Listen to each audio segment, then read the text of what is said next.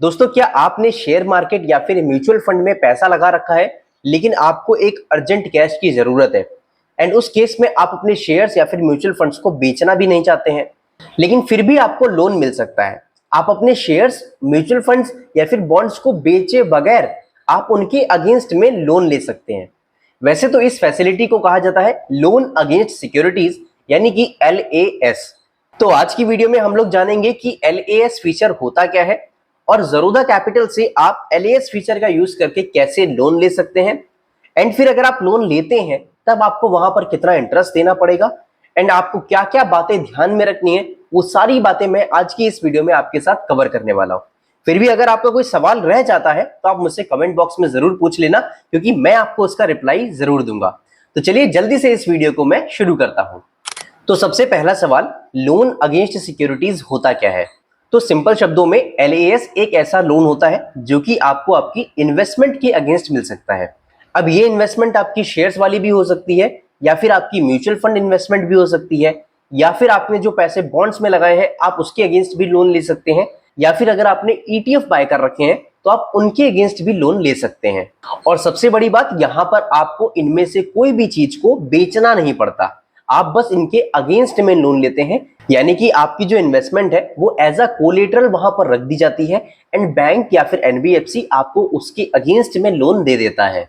चलिए अभी मैं आपको अपनी स्क्रीन पे लेके चलता हूं, जहां पर मैं आपको दिखाऊंगा कैसे आप ज़रोधा कैपिटल से किसी भी सिक्योरिटी के अगेंस्ट में लोन ले सकते हैं एंड इससे जुड़ी हुई जो भी बातें हैं, यानी कि इंटरेस्ट रेट कितना अप्लाई होगा, या फिर इसके अलावा आपको जो भी प्रोसेस करना है, जैसे कि हमें अपने शेयर्स या फिर अपनी सिक्योरिटीज को प्लेज करना होता है, तो वो सारी बातें मैं आपको इसी प्रोसेस में समझाता हुआ चलूंगा। तो दोस्तों, सबसे पहले तो आपको विजिट करना है zerodhacapital.com पे। आप इस वेबसाइट के ऊपर आ जाएंगे। यहाँ पर आपको ये अप्लाई नाउ का एक ऑप्शन देखने को मिलेगा, इस पर से क्लिक करके आप अपने लोन के लिए अप्लाई कर सकते हैं। बट यहाँ पर हम नीचे आते हैं तो आपको कुछ इंपॉर्टेंट इंफॉर्मेशन देखने को मिल जाएगी, जैसे कि सबसे पहला तो ये है कि यहाँ पर जो आपसे इंटरेस्ट रेट लिया जाएगा वो 11% पर एनम का लिया जाएगा। इसके साथ ही आपको मिनिमम 25,000 का लोन लेना पड़ेगा एंड ये जो लोन आप लेंगे ये डायरेक्टली आपके बैंक अकाउंट में ट्रांसफर कर दिया जाएगा। बहुत ही सिंपल सा प्रोसेस है। सबसे पहले आपको उन शेयर्स को सिलेक्ट करना है और उनकी क्वांटिटी सिलेक्ट करनी है जिनके अगेंस्ट में आप लोन लेना चाहते हैं। इसके बाद आपको अपना लोन एप्लीकेशन डिजिटली साइन करना है, आपको किसी भी ऑफिस जाने की जरूरत नहीं है। इसके बाद आपका जो लोन है वो अगले एक दिन में अप्रूव हो जाता है एंड जो भी पैसा है वो डायरेक्टली आपके बैंक अकाउंट में पहुंच जाता है। तो चलिए अभी हम लोग यहाँ पर अप्लाई नाउ पे क्लिक करके इस प्रोसेस को अप्लाई करके देखते हैं। तो अभी हम यहाँ पर सिंपली क्लिक करेंगे अप्लाई नाउ के ऊपर। आप इस नए पेज के ऊपर आ जाएंगे। तो अगर आप इस वेबसाइट पे सबसे पहली बार आ रहे हैं तो आप यहाँ पर साइन अप पे क्लिक कीजिएगा। इसके बाद आपको यहाँ पर अपना मोबाइल नंबर एंटर करना है, तो जैसे कि मैंने अपना मोबाइल नंबर यहाँ पर एंटर कर लिया है। इसके बाद मैं कंटिन्यू पे क्लिक करूंगा एंड मेरे मोबाइल नंबर पे एक OTP आएगा। वो OTP फिल करने के बाद मैं यहाँ पर कंटिन्यू पे क्लिक करूंगा एंड इसके बाद मुझे यहाँ पर अपना ईमेल आईडी एंटर करना है, वो भी मैं एंटर कर लेता हूँ। ईमेल आईडी एंटर करने के बाद मैं कंटिन्यू पे क्लिक करूंगा एंड मेरे ईमेल आईडी पे भी एक OTP जाएगा, वो भी OTP मैं यहाँ पर एंटर कर लेता हूँ। इसके बाद मैं सबमिट के ऊपर क्लिक करूंगा एंड यहाँ पर मुझे कुछ टर्म्स एंड कंडीशंस एक्सेप्ट करनी है, तो मैं यहाँ पर आई एग्री पे क्लिक करूंगा एंड कंटिन्यू पे क्लिक कर दूंगा।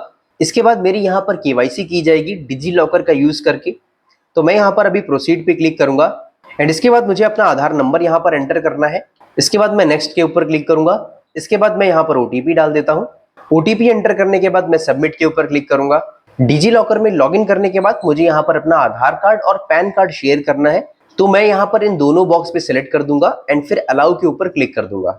अभी जो ज़रोधा कैपिटल है उसके पास मेरी आधार कार्ड की डिटेल्स और पैन कार्ड की डिटेल्स पहुंच जाएंगी, जिसके बाद मुझे ज़रोधा कैपिटल पे साइन अप कर दिया जाएगा। इसके बाद आपको अपना बैंक अकाउंट वेरीफाई करवाना है, जिसके लिए यहाँ पर आपको अपनी UPI ID एंटर करनी है। उस UPI ID पे आपको ₹1 का पेमेंट रिक्वेस्ट आएगा, आप उसको अप्रूव कर दीजिएगा। बाद में जो आपका ₹1 कट हुआ है वो रिफंड कर दिया जाएगा। तो मैं यहाँ पर क्लिक कर देता हूँ वेरीफाई VPA पे। इसके बाद मैं सबमिट के ऊपर क्लिक कर दूंगा एंड अभी मैं UPI पेमेंट रिक्वेस्ट को अप्रूव कर देता हूँ। UPI पेमेंट कंप्लीट होने के बाद आप इस पेज के ऊपर आ जाएंगे, जहां पर आपको कंटिन्यू पे क्लिक करना है एंड फिर इसके बाद आपके मोबाइल नंबर पे एक OTP जाएगा, वो OTP यहाँ पर आपको एंटर करना है। OTP एंटर करने के बाद आप यहाँ पे कंटिन्यू पे क्लिक कर दीजिएगा। इसके बाद आपकी कुछ बेसिक KYC डिटेल्स यहाँ पर आपको देखने को मिल जाएंगी। यहाँ पर आप नीचे आएंगे एंड फिर चेकबॉक्स पे क्लिक कर दीजिएगा एंड कंटिन्यू पे क्लिक कर दीजिएगा। इसके बाद आपके सामने ये एक नया पेज आता है जहां पर आपको कुछ बेसिक डिटेल्स एंटर करनी है, जैसे कि आपका सिटी ऑफ बर्थ, इसके साथ ही यहाँ पर आपको अपना इनकम स्लैब एंटर करना है and source of wealth enter करना है। इसके बाद नीचे आते हैं तो कुछ पर्सनल डिटेल्स एंटर करनी है, जैसे कि आपका मैरिटल स्टेटस क्या है, मदर्स का फर्स्ट नेम क्या है एंड मदर्स का लास्ट नेम क्या है।